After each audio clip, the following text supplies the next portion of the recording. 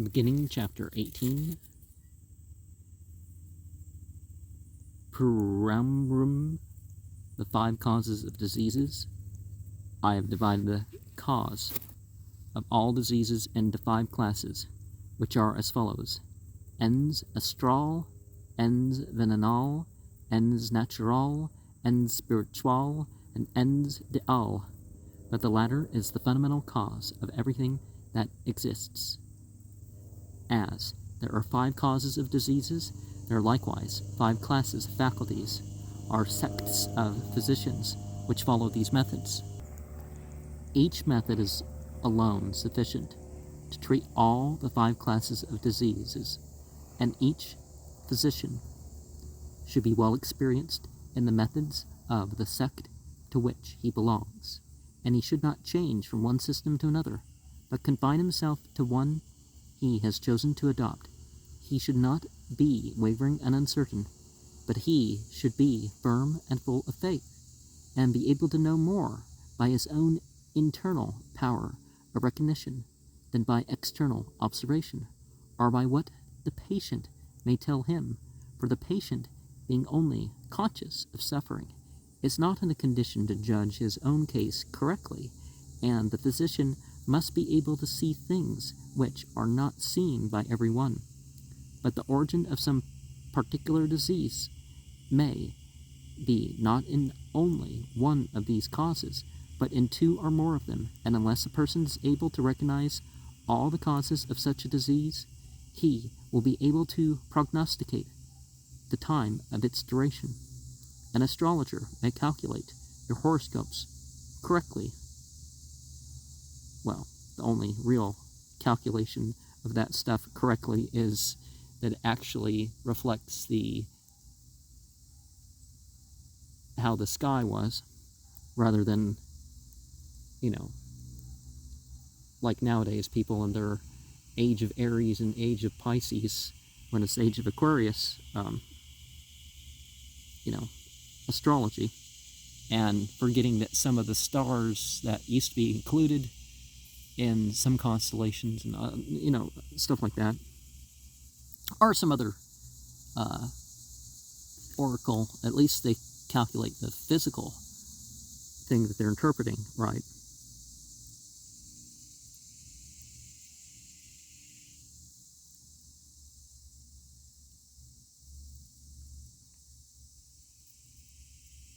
And tell you by what diseases you are threatened and when they will end.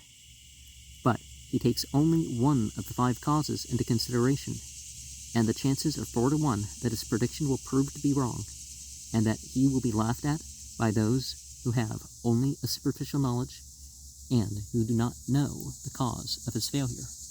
And, of course, one of the things we also look at is, like the oracles of Delphi, they listened to everything that was going on, so somebody important came in, they knew what to say because they knew about the politics and all that stuff at the time. So they spent most of the year studying, but on 9 days they would operate the oracles. The first cause, diseases caused by astral influences. The world is the macrocosm, and man the microcosm, and the elements of all that exists in the former exist in the latter. All the influences that come from the sun, the planets, and stars act therefore invisibly upon man, and if these influences are evil, they will produce evil effects. No vegetables would grow without the influence of the sun.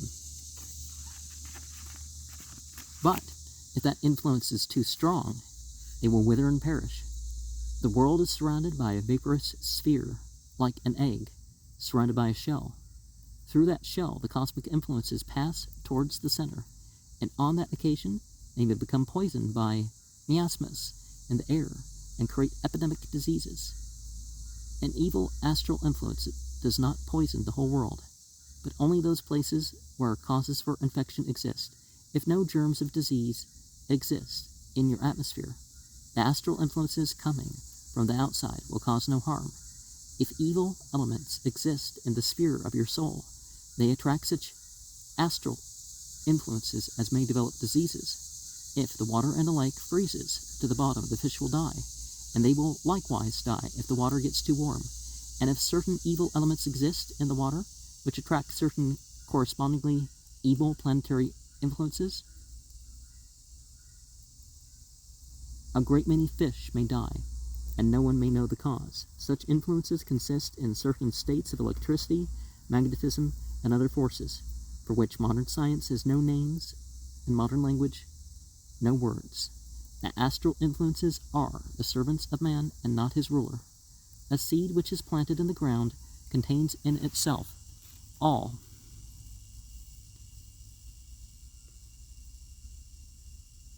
that is necessary for developing into a tree.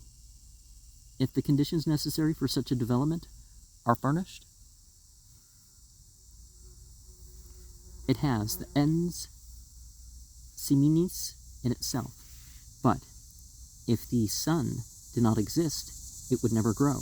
The seeds need a digest, and this is furnished by the soil. But the soil would be useless without being warmed by the sunshine.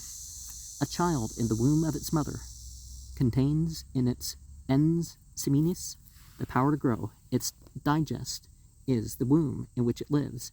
It requires neither plants nor stars. Its planet and star is its mother. A child may be conceived or born during the best constellation of planets, yet may, nevertheless, have very bad qualities. In such a case, the planets are not to blame. It is the ens siminis which it has inherited in its blood. Man lives within the invisible world comparable to the yolk in an egg. The chicken grows from the white of the egg, and man is nourished by the chaos. Within man are the sun and moon, the planets and all the rest of the stars, and also the chaos. The moon exercises a very bad influence, especially at the time of the new moon, which may be very injurious for persons whose sidereal bodies possess magnetic elements that will attract that influence, and that the conjunction of the moon with certain other planets may make her influence still more injurious. For instance, a conjunction of the moon with Venus and Mars may give rise to a plague. A conjunction with Saturn to certain acute diseases, but no evil influence can develop a disease where the germ of that disease does not already exist. The seat of the sun in the microcosm is in the heart. That of the moon is in the brain. The moon's influence is cold, and insane people have been called lunatics, because they are often injuriously affected by the moon, whose influence acts upon the brain and stimulates the sexual passions and causes injurious dreams and hallucinations. There are certain stars whose influence corresponds to the medical qualities of certain metals, and others that correspond to those of certain plants, and they may act for good or for evil if they are attracted by corresponding elements in the sidereal body of man.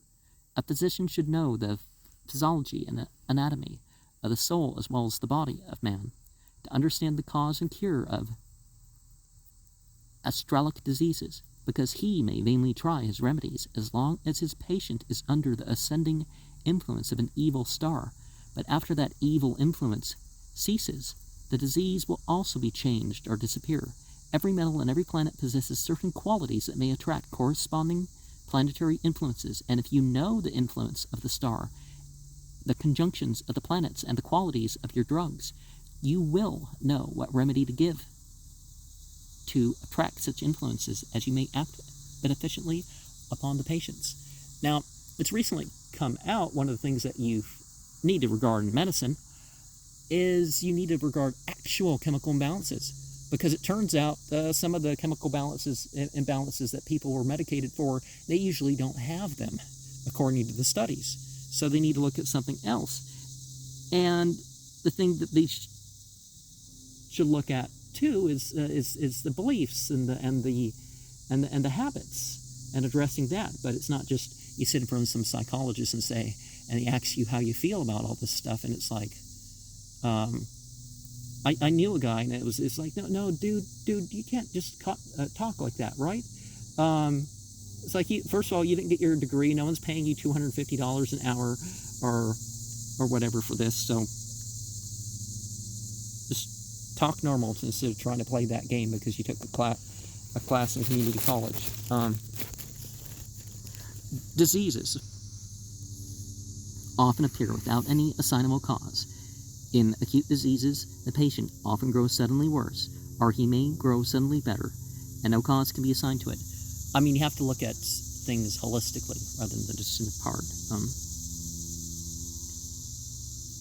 Such changes are usually attributed to catching cold, where no cold has been caught, no mistakes in the diet, where no such mistakes have been made, are they attributed to meteorological changes, of whose action upon the human system therapeutic science knows less today than at the time of the ancient philosophers, because it is fashionable among certain materialistic scientists to reject everything which they cannot see with the physical eye as being unworthy of their consideration. If, for instance, a woman is deficient in the element whose essence radiates from Mars, and consequently suffers from poverty of the blood and want of nervous strength, I may give her iron, because the astral elements of iron correspond to the astral elements contained in Mars, and will attract them as a magnet attracts iron. But I should choose a plant which contains iron in a etherealized state, which is preferable to that of metallic iron. In a case of dropsy, it would be exceedingly injurious to give any remedy that would help to attract the evil influence of the moon. But the sun is opposed to the moon, and those remedies which attract the astral essences of the sun will counteract those of the moon, and thereby the cause of dropsy may be cured. The same mode of reasoning may be applied in all other astralic diseases. The second cause, diseases caused by poisonous substances and impurities. Everything is perfect in itself, and nothing is impure if it is what it ought to be. But if two things come together, then one may be a poison to the other. Impurities and injurious elements may enter the human organism in various ways. They may be taken in the food or drink. They may be inhaled with the air, or absorbed by the skin. They are visible and invisible, poisonous substances, and some substances that are not injurious, if they enter the organism alone, may become poisonous if they come in contact with others. There are poisons and impurities of various kinds, and what may be healthy food for one organism may be injurious if taken into another, and each thing contains hidden virtues that may be useful for some beings, while they are evil for others. The salamander eats fire, the ox eats grass, the peacock may swallow snakes, and the ostrich stones. But man requires a different kind of food. Well, ostriches don't really eat stones, but unless there's like some chalky stone and they're getting like, but things are not always what they appear, right? Some birds swallow stones to help them digest. It's not food for them, or have them in there to, help digest, whichever way. The philosophy informs us that the world is made out of the will of the will of God. So, self. If then all things are made out of will, it logically follows that all causes of internal diseases are also originated within the will. All diseases, such as are not caused by any external mechanical action coming from the outside, are due to a perverted action of the will in man, such as is not in harmony with the laws of nature. If his will begins to move in disharmony with these laws, then will a state of disharmony be created, which ultimately finds its expression on the external visible plane, and it is not necessary that the diseased person should be conscious of such an inharmonious action, for the will in him also produces the harmonious movements of his internal organs, without his being aware of it, and without the consent of his intellect. A mere thought, an idea, a mental impression may produce such an inharmonious action of will.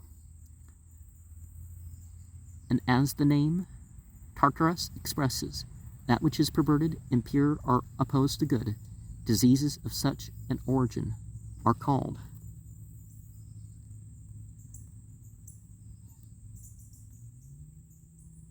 Tartaric diseases. We're missing some of the letters. They should have. The Scholar's Choice Company should have printed the pages better. Should have made sure they're scans before moving on. First of all, should the physician know that there are three indivisible substances which, by their coagulation, form the physical body of man, and which are symbolized as sulfur, mercury, and salt. The sulfur represents the auras and the ethers, the mercury, the fluids, and the salt, the material and corporeal parts of the body. And in each organ, these three substances are combined in certain proportions, differing from each other. These three substances are contained in all things, and the digestive power is the great solvent for these substances, of which each part of the body assimilates whatever it may require. Dew falls from the visible air, corals grow in the water, and seeds draw their nutriment out of the soil. The earth is a great stomach in which everything is dissolved, digested, and transformed. And each, I don't know, I'm going to get, there's a couple words missing. Something, it's nutriment from the earth. And each living being, maybe a few words missing, serves as a tomb for other forms, and from, maybe 4 words missing, into existence. Every living being requires and adapted to its species and to alchemists transforms the food taken. Now let us remember the Order of 9 Angles employs the symbolism of the sulfur, salt, and mercury on the physical, psychological, and spiritual levels, and the mixing of them thereof. In the alembic of the animal organism, it extracts from it those substances which the various organs need. The lower class of animals are even better alchemists than man, because they may extract the essence of life out of things which he is forced to reject. Man extracts the more refined essences from food. But a hog, for instance, may extract nutriment out of substances that would act as poisons in the organism of man. But there is no animal known that will eat the excrements of a hog. Animals refuse to eat or drink things which are injurious to them, and they select by their natural instincts those things which they require. It is only given to intellectual man to disobey his natural instincts and to eat or drink things which are injurious to him, but which may gratify some artificially required taste. Man is much more subject to diseases than animals in a state of liberty, because the latter live in accordance with the laws of nature, and man continually against the laws of his nature, especially in regard to his eating and drinking. As long as his body is strong, it can expel or overcome the injurious influences which are continually caused in it by intemperance, gluttony, and morbid tastes. But such a continuous effort at resistance will imply a serious loss of vitality, and a time will come when disease will be the result, because the organism requires a period of rest and a renewal of strength to expel the accumulated poisonous elements. If the physician attempts to prevent such an expulsion of poisonous elements, he attempts a crime against nature, and may cause the death of his patient. Rheumatism and gout, dropsy, and many other diseases are often caused by such accumulations of impure or superfluous elements Nature cannot recover until such elements are expelled, and the vital power of the organs restored, while the organism is weakened, and its vitality on the wane. The germs of other diseases may develop by attracting injurious astral influences because its power of resistance is enfeebled, and thus one kind of a disease may grow out of another. The third cause ends nature. Diseases arising from psychological causes. The world of corporeal forms is an external expression of the world of mind. Each thing represents an idea. Each star in the sky a visible symbol of a universal power, a principle.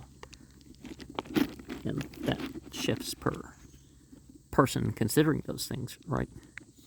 A diseased state of the body is often caused by a diseased state of the mind.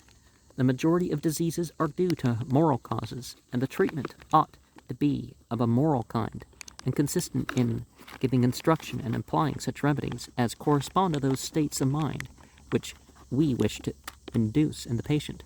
Modern science knows almost nothing about the cause of the action of medicines, and for this reason, the use of herbs and roots has been almost entirely abandoned. She has her purgatives, her sporifica, diaphoretica. She says that aloes increase the peristaltic movements of the bowels, and that strychnine paralyzes the nerves, etc. But why these remedies act thus and not otherwise, this she does not explain. Modern medicine requires, so to say, a sledgehammer for killing a fly, but the finer natural remedies such as have not a merely mechanical, gross, immediate, and destructive action, they have almost entirely disappeared from the pharmacopoeia. Their action is not understood, because it is not so violent as that of the remedies used by the regular physician, and therefore the effects produced are not so apparent to the eye. But while the finer forces of nature silently and noiselessly act upon the body of the patient, the drugs administered by the modern practitioner usually serve only to drive away effects by shifting the seat of the disease to be a still more interior and more dangerous place. The doctrines of the writer go to show that the same power which exists in the mind of the universe and which produces the stars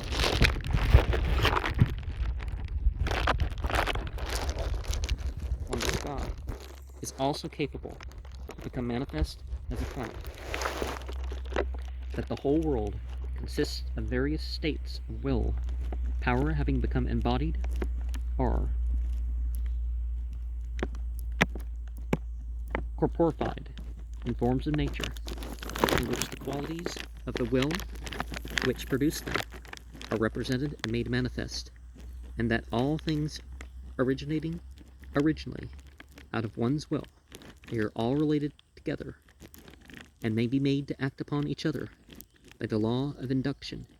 Each thing, from the sun down to a tumor in the body of an animal, constitutes a certain state of vibration of the one original will, and by applying a remedy which is in a near relation to a diseased organ, we may induce a healthy action in that organ and thus restore its normal condition. Many diseases are caused especially by the abuse of physiological powers, the consequence of which the organs lose their strength and vitality. Thus, the stomach may be overloaded with food and irritated by stimulating drinks, which force it to perform more than its natural and legitimate amount of work. The kidneys may be irritated by stimulating and poisonous drinks and become weak, or inflamed, or enlarged on account of their overwork. The same may be said of the liver. The sexual powers may become prematurely exhausted by excesses, and the health of women be destroyed by the unnatural frequency by which natural acts are performed. certain contexts, you could say, because of, diseases and both contagious diseases and diseases because maybe particularly the female body is not designed to have so many partners. It's also probably not good for a guy to have, too many partners. Animals live according to their nature, and it is only given to reasoning man to argue against his instincts, and neglect to listen to the warning voice of his nature, and to misuse the organism with which he has been entrusted by the creative power of nature. Now, I mentioned women because I'm only familiar with science that would say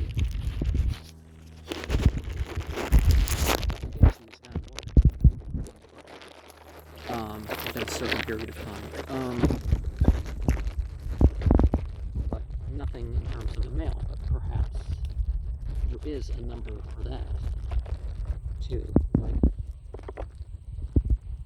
In many cases of lost vitality and weakened organs may recover their strength after a time of rest and cessation of abuse, providing some good sexual remedy is faithfully used.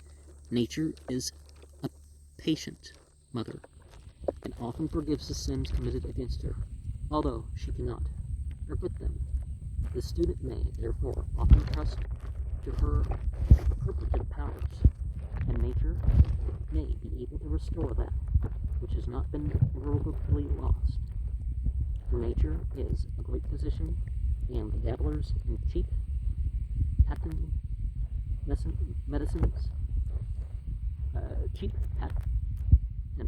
medicines, and stale apothecaries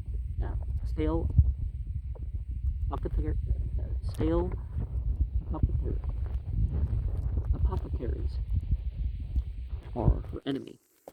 And while the latter fill the graveyards of the country with corpses, nature distributes the balsam of life. Of course, when I have errors like that, I tend to at some point edit or give the opportunity for that. Every organ in the human body is formed by the action of certain principles that exist in the universe, and the former attract the corresponding activity in the latter. Thus, the heart is in sympathy with the elements of the sun, the brain with the moon, the gallbladder with Mars, the kidneys with Venus, the lungs with Mercury, the liver with Jupiter. Remember that Chrysocolla stone I had that kind of looks like a diseased liver or something? Maybe it's the lung. The spleen with Saturn, etc. There are many stars in the great firmament of the universe, and there are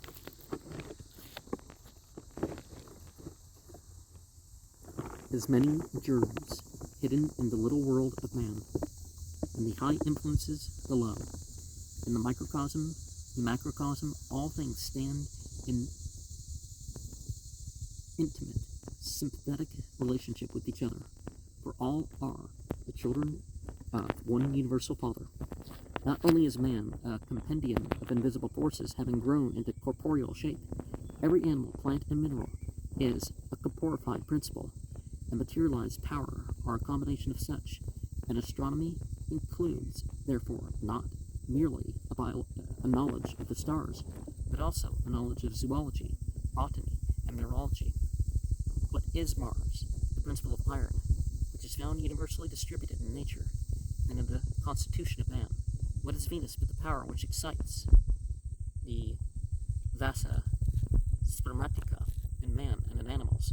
What is Melissa but a power which exists in the astral light and finds its mineral expression in the herb Melissa, which grows in our gardens? Lemon. What are the animals? The personifications of those characters which they represent. Everything is an expression of the principle of life in a material form, and life is the real thing. The external form is merely a house or purpose in which it resides.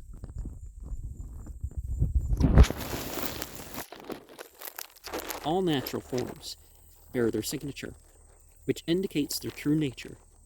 Minerals, vegetables, and animals remain true to their nature, and their forms indicate their character. Man who has become unnatural is the only being whose character often belies his form.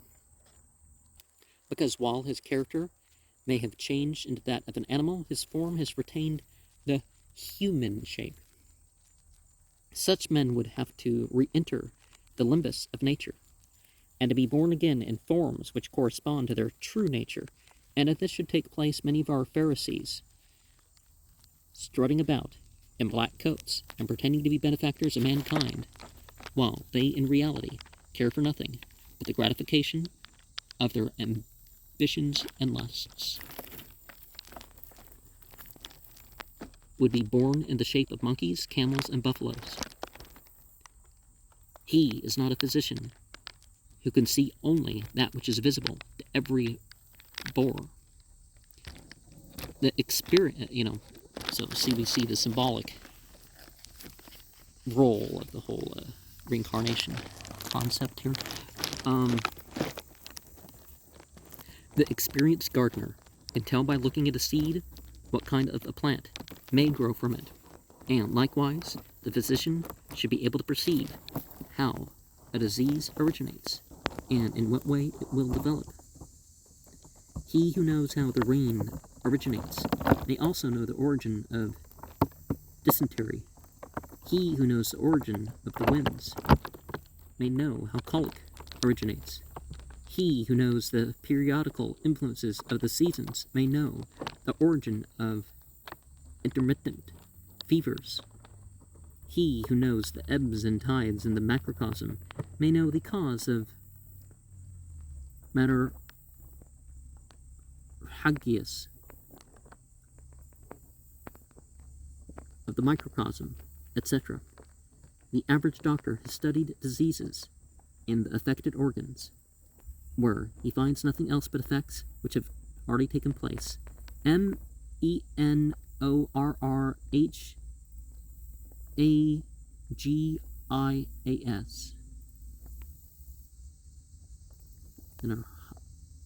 Hagias? I don't know.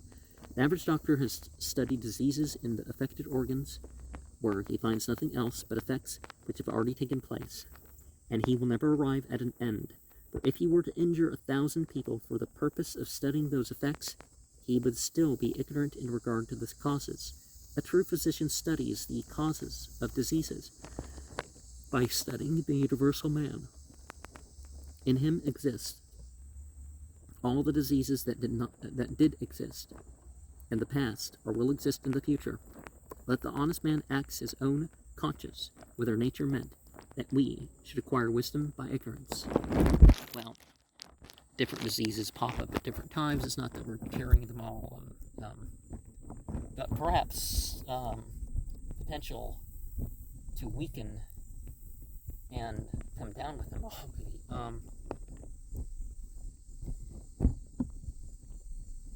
As the sunshine penetrates through a glass window into a room, likewise the influences of the astral light enter into the body of man. As the rain is absorbed by the soil, while stones and rocks are impenetrable to it, so there are certain elements in man's organization which absorb these influences, while other elements resist their action. To obtain a correct idea of the construction of the microcosm, the student should know how the macrocosm is constructed. He must look upon man as an integral part of a universal nature, and not as something separate or different from the latter. The earth nourishes the physical body, and the astral body is nourished by the astral light. And as the former hungers and thirsts for the elements of the earth, so the latter longs for the influences which come from the astral plane. There are many thousands of magnets in the constitution of man. Good attracts good, evil attracts evil. Good improves the good and causes it to be better. Evil attracts evil and is rendered worse thereby. Innumerable are the egos in man. Mental constructions of consciousness is what it really is in a psychological sense. In him, are the whole of the animal creation, the vegetable and mineral kingdom. And as the individual little man may be diseased, so the great universal man, as his diseases which manifest themselves as the ills that affect humanity as a whole. Upon this fact is based the prediction of future events. Those who merely study and treat the effects of disease are like persons who imagine that they can drive the winter away by brushing the snow from the door.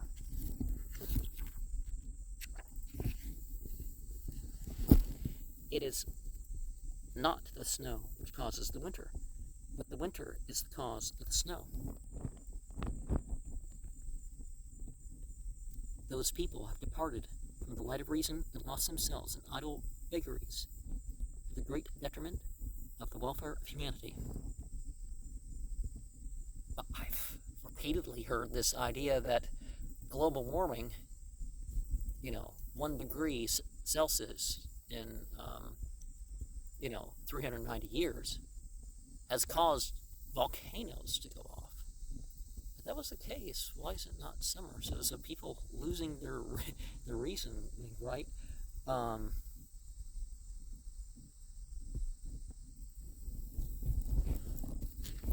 Climate's always back and forth.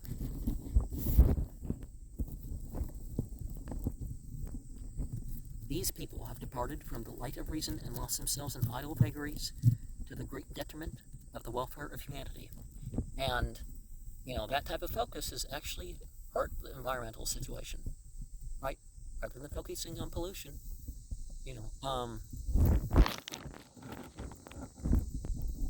but that's a whole other thing elsewhere, and that's obviously probably not something they want people to go into too much detail on, the usual social media. So, consider how great and noble man is, and that his visible form is merely the outgrowth of invisible powers. As it is outside of man, so is it inside, and vice versa. For the outside and inside are essentially one thing, one constellation, one influence. It is the limbus, which the whole of creation is hidden in. He who knows only the external form of man, and not the power by which it is produced, knows nothing but an illusion. His science is elusive, only fit to impose upon the ignorant.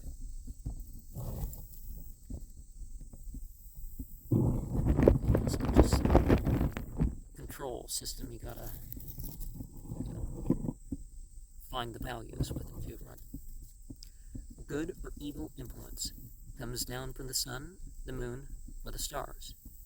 The actions of the macrocosmic influences stimulates corresponding elements. The corpora australia existing in man into action. The same element which produces Mars, Venus, or Jupiter in the sky exists also in the body of man, because the latter is the sun of the astral body of macrocosm in the same sense as the physical body of man is a son of nature. Now, this terminology, of course, is because it's developed in the northern hemisphere. So, the body of man is a son of nature. To be a physician, it is not sufficient to know the anatomy of the physical body. You should know not merely a part, but the whole constitution of the macrocosm and the microcosm of man. Adam is not the father of man, nor is Eve his mother. They were both human beings themselves. The first man was a product of creation, and all created things constitute the limbus. Man is born from the limbus, and still remains in it. The two, i.e., man and nature, are one, and he who knows the anatomy of nature knows also the constitution of man. If a man gets sick, it is not the eternal part in him which suffers, but it is his limbus, which is composed of many hundreds of different elements, which are all related to their corresponding elements in the great limbus of nature. Nature is man, and man is nature. All men are one universal man. The whole Adam, is it Kadmon or Admon? I don't remember whether it's the Q or the K. looking at Kabbalah, but looking for a Hindu term here, so Tamil or Sanskrit or something. Comment. Individual man is Purusha, maybe? That's probably the closest equivalent, isn't it? Individual man is a part of the universal man and has his own individual nature, which is a part of universal nature. If all children were born at once, and upon one point, they would all be constituted alike, and be sick or well at the same time, but at the time of the conception, a differentiation takes place, and each child receives his own individual nature, which, however, still remains an integral part of universal nature of mankind. Thus, there are many points in the circle, and each point constitutes a circle of its own, and yet they all belong to the great circle. And as each little circle may expand so as to encompass the whole, so nature in man may grow so as to expand towards the whole, or contract his own center and disappear. Why does man want to eat, drink, and to breathe? But because he is related to the elements of earth, water, and air, and must attract these things to his constitution. Why does he need warmth? Because he is related to the element of the fire and cannot do without it. All these elements may produce diseases. There is no disease in the elements, but the disease starts when the centers. The origin of diseases is in man, and not outside of man. But outside influences act upon the inside and cause diseases to grow. A physician who knows nothing about cosmology will know little about disease. He should know what exists in nature and upon the earth, what lives in the four elements, and how they act upon man. In short, he should know what man is, his origin and his constitution. He should know the whole man and not merely his external form. If man were in possession of a perfect knowledge of self, he would not need to be sick at all. Diseases serve to teach man. It's also a method of atoning, right? But that doesn't mean you get a disease so you can atone. No, you atone through dealing with the hardship that is there, right? That he is made out of the universal limbus, and that he is like the animals, and by no means better than they. They should study himself and the rest of creation, so that he may attain self-knowledge, and this self-knowledge should be above all obtained by the physician. Man is the highest of all animals, and the whole of the animal creation is contained in him, and moreover he has the power to attain self-knowledge, a faculty which the animals do not possess. Every star faculty in the inner nature of man is of a double nature, and he who knows the stars also knows the nature of the disease. But the arcana of nature are single. If the two opposites in the constitution of man, heat and cold, love and hatred, etc., are at war with each other, each of them asks for help in their common mother, nature, and the physician should, therefore, be well acquainted with the astronomy of the inner nature of man, so as to know how to assist nature in her work. To understand the laws of nature, we must love nature. He who does not know truth does not love her. He who does not know nature does not love nature. His stomach is his God. He who does not understand the poor does not love them. The more knowledge we obtain, the stronger will be our love, and the greater our power. He who knows nature has faith in nature. He who does not know nature can have no true faith. He who knows nature will love her and obtain the power to employ her forces. No one can be made into an artist or inventor if he has not the natural capacity for it. No one can be a good physician unless he is born to be one. The art to invent is a species of magic which cannot be taught, but which must be acquired. All wisdom comes from the East. From the West, we can expect nothing good. Yeah, I wouldn't say that. All, perhaps the West is the sun from the West is the revival of the spiritual knowledge, the actual understanding when things become too conservative and too liberal to actually get straight to the base of it. People,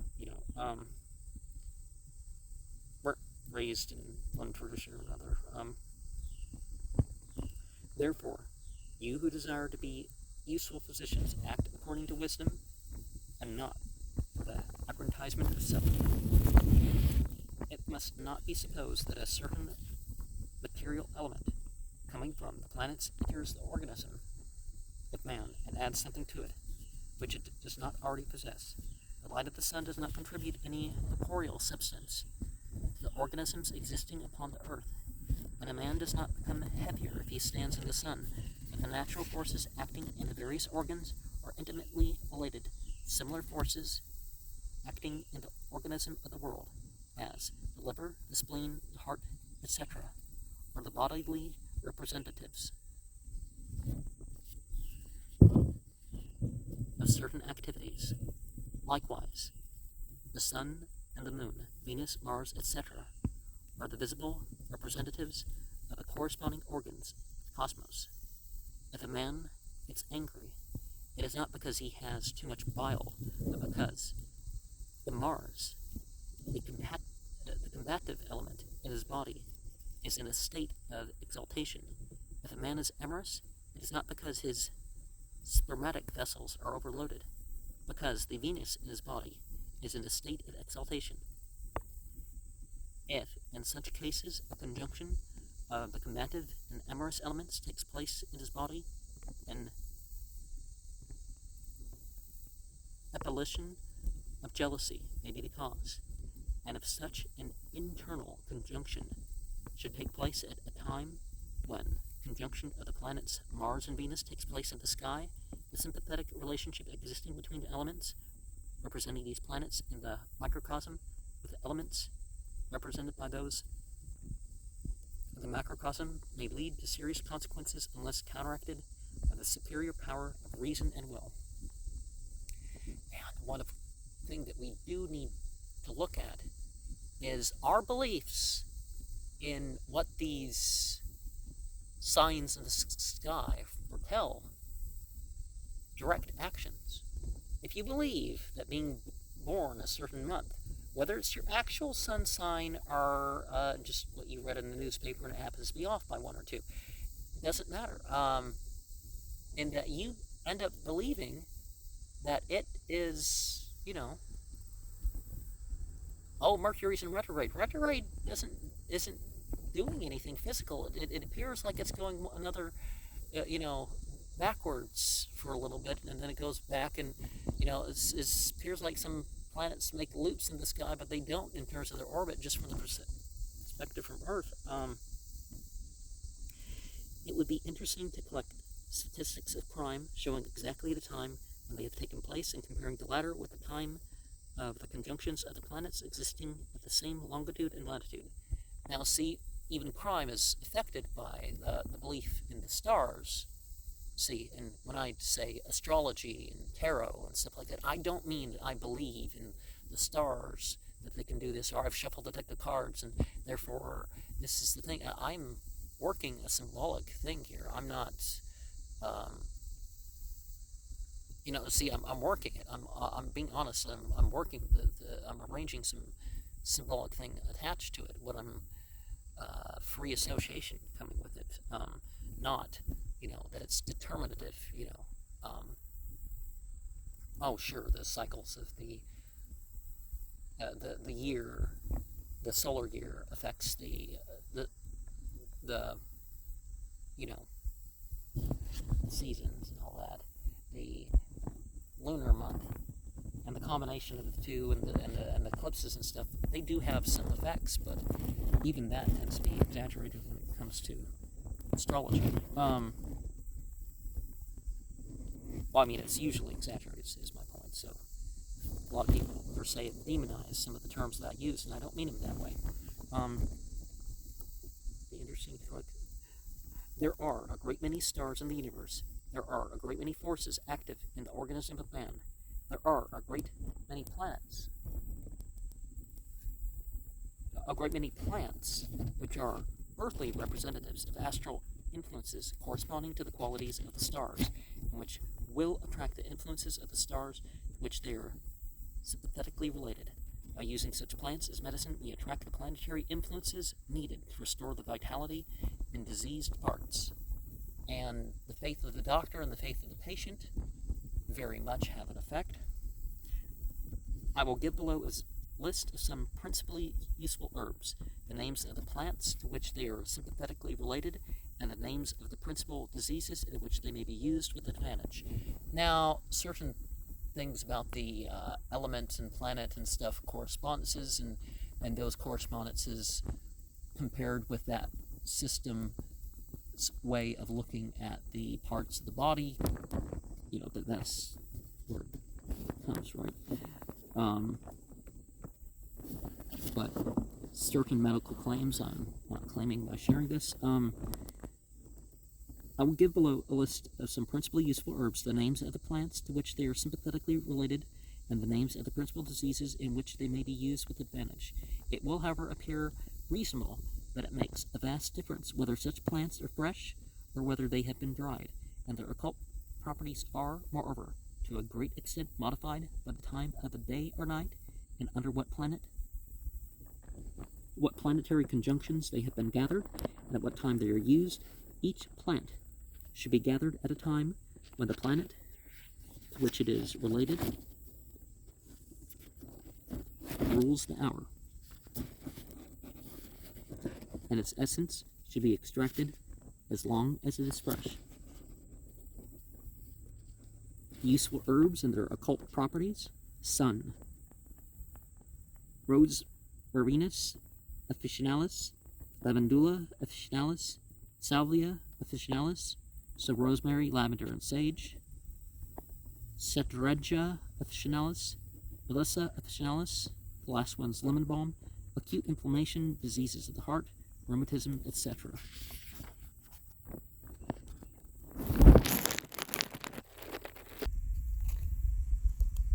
Moon, thymus, macarana, Helleborus, niger, rutta, graveolens. Is the first one just time, or to be used in insanity, hysteria, nervous diseases, etc. Venus, ananis, spinaca, verbascum, apsis, appium, petroselinum, dropsical swellings, diseases of the kidney, or bladder, etc. I'm not familiar with this, some of those, right? But mercury, pulmonaria, officinalis, alpha officinalis, plantago, aureola, pneumonia, catarrh, cataracts, disease, pulmonalis, inflammations of mucous membranes, Mars, Perduus, Benedictus, urticaria, Iakia,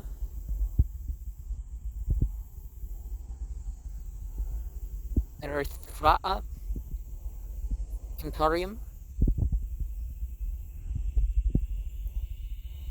fevers, diseases of an acute and violent character, eruptive fevers, etc.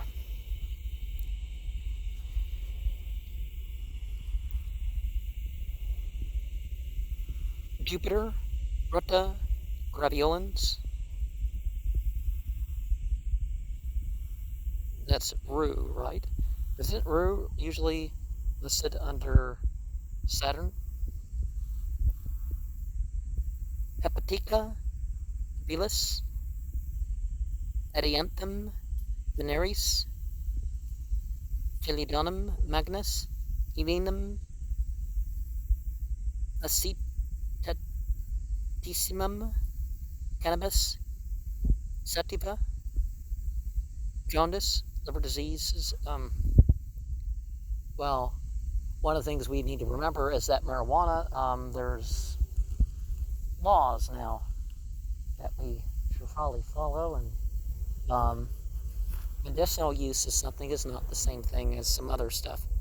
And as much as fumigations are used to clear mold and stuff for brooms, anything smoked is, yeah, it's better. Well, marijuana, for example, the only thing that's better smoked-wise is getting high. Pain relief, it's not as good. Other things, it's not as good. But one of the things we're seeing with this list of plants here is the idea that back in the day when we had a pinch of this and a pinch of that and all that stuff, we didn't have the amount of diseases that we have today, because there's just little things, and some people can't handle the lackings when we're not eating 60 different things like we used to. Saturn, Chrysosplenium, Alternifolium, Scrofula nodosa, Cuprium, Commandrius, Hypochondria, piles, melancholy. The physician of the 19th century will hardly fail to recognize among these remedies many that are habitually used in modern medicines, although there is hardly any other reason for their employment known, but that experience has taught that they are useful. And Plantago aureola, is that what was that? Is that some sort of banana plant or plantains or whatever? There are a great many other plants whose essences correspond to the ethers radiating from other plants and stars, and if the student knew all the qualities of the stars, he would find that the quality of each of them is represented on the earth by some plant. By the judicious use of plants, beneficial astral activities may be attracted and evil influences neutralized. But to know what plants are required in each case, it is necessary to know not only the anatomy of the human body and the functions of its organs, but also the constitution of the starry heavens, the qualities of the stars, and the time of the appearance and conjunctions of planets. The impossibility to grasp at once all these things intellectually shows that the power of spiritual perception is a most necessary qualification for the true physician. It is not within the scope of this work to enter into a detailed account of the treatment of special diseases adopted by the author.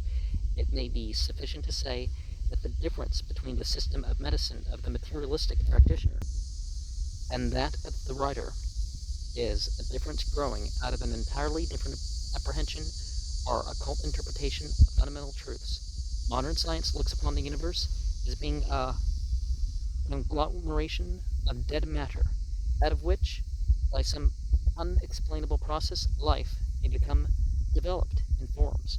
The true philosopher-physician or adept looks upon the whole of the universe as the manifestation of a universal principle of life, acting through instrumentality of forms.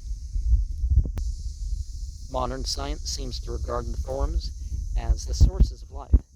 Forms are, so to say, condensed forces or crystallized space, but space is itself life, and there is no dead matter in the universe, for that which dies returns again into the matrix of nature to be reborn into other forms and to serve again as an instrument for the manifestation of life. Well, life is not being a material thing. Yeah, you can't escape the consciousness, the presence of spiritual beings. At least, God being omnipresent or some concept like that, right? And by concept, I mean, our conception of reality or whatever. In the universe, there is life everywhere, and all beings are connected together by a common link. Some forms are in a close mutual sympathy, while between others is an antipathy prevailing. Some attract and others repulse each other. During the ascendancy of a planet, its essence will be especially attracted by plants and animal organs that are in harmony with it. But what else is this radiating planetary essence but the elixir of life, the invisible vehicle of a quality peculiar to that power, and therefore a patient may grow better or worse without an invisible cause. A medicine that will do good at one time will be useless at another, and a system of medicine without understanding and without true knowledge of natural laws will remain a system of mere opinions and superstitions, of massive observation and inactivity, and if it attempts to interfere with the cause of a disease, the probability is that it will do serious harm. Our physicians pay no attention to the position of the planets, and therefore they seldom cure a serious ailment, but because a medicine that may do good at one time may be injurious to another, or at another, according to the prevailing influence. The ascendancy of a star means the increase of power. So see, the ascendant and descendant aspects have meaning. That meaning people respond to. Or it can be used as a symbol for this or that or the other. A lot of things happen, and then people remember the patterns in the sky and attribute that sort of event to that. Whether there's even proof against it being as likely. That which is active in medicines is their astral, occult elements or virtue acting upon the astral man, and they are produced by astral influences, and it makes the greatest difference whether a medicine is pervaded by one influence or by another. It should always be remembered that astral influences do not act directly upon the physical bodies of men and animals, but upon their vital essence, in which all elements are contained. Love for a certain person may be created by a word or a touch, by a breath or a kiss, but only if the person who is touched or breathed upon has in his soul the elements that are capable of manifesting that particular kind of love, the vehicle of life that contains the life essence in the body of man is the same in all its attributes as that which contains the universal life and forms the astral body of the world, but each energy may exist in innumerable states and modifications, differing from each other. Even the ignorant knows that man has a heart and lungs, a brain, and a liver and stomach, but he thinks that each of these organs are separate and independent things that have nothing to do with each other, and even our most learned doctors are not aware of the fact that these organs are only the material and bodily representations